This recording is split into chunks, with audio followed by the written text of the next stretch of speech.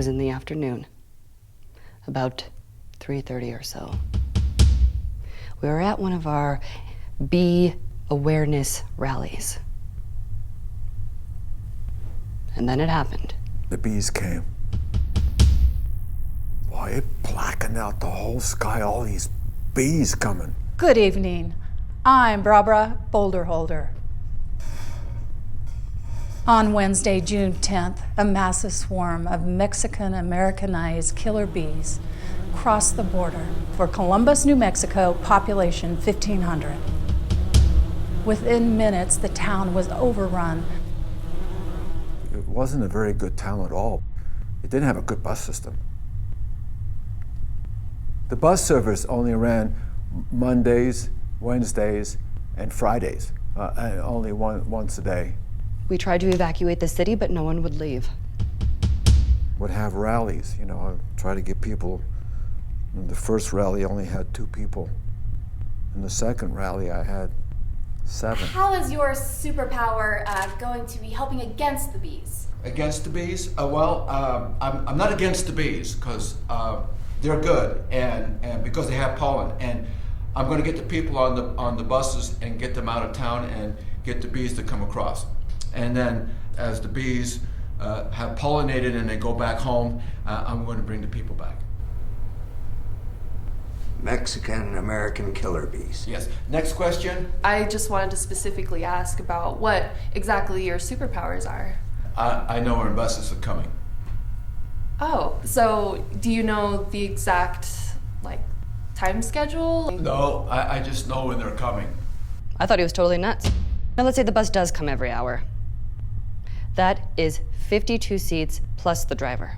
It would have taken 30-ish hours to get this whole city evacuated. Approximath, whose only superpower consists of rough mathematical approximations, was the only other superhero to join Buster in New Mexico. What did you do when they came? I ran. Like a bat out of hell. And I thought, what a coward.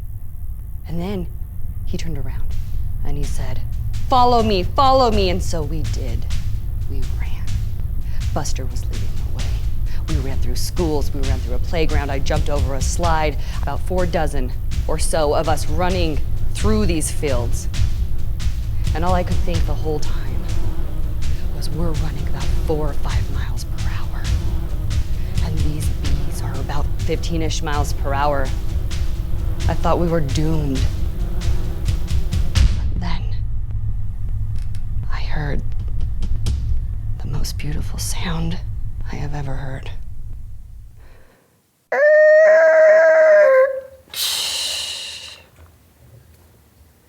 It was a goddamn bus. A bus? Yes. And 51 or so of us got on that bus, including me. Buster saved all of our lives. Buster. Buster, the bus master. I knew the bus was coming. I knew it. And we got saved. Thank God it was a Wednesday. Phew. He is undeniably the greatest superhero of all time, and that's coming from me, another superhero. Though hundreds were killed. Yeah, about 1,500-ish. But no bees. Why is this so important to you? Boy, I tell you, bees are really important. I didn't know how important bees were, but I saw on National Geographic on television about the bees and stuff like this. I was really fascinated about bees. 84 or so out of 105 crops need pollination for us to survive. That's about 84%-ish. So if we say bye-bye bees, we're saying in about 208 days later, sayonara, sapiens.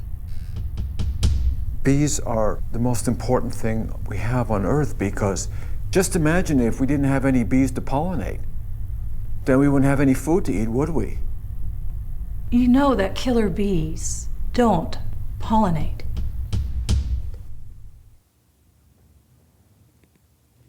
What?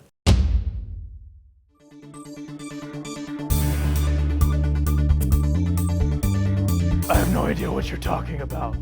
I've never even heard of these people. I think it's important to make the distinction that just because you have a superpower does not make you a superhero. You said 51 people? I save 8 million people every other week. I don't even know the math on that. It's like 300,000 people a day. Wow. It's impressive. But I still stand by my statement that Buster the Busmaster is the best superhero of all time. I can't help it, it's the way I feel. Of all time. Of all time. Of all superheroes. All superheroes.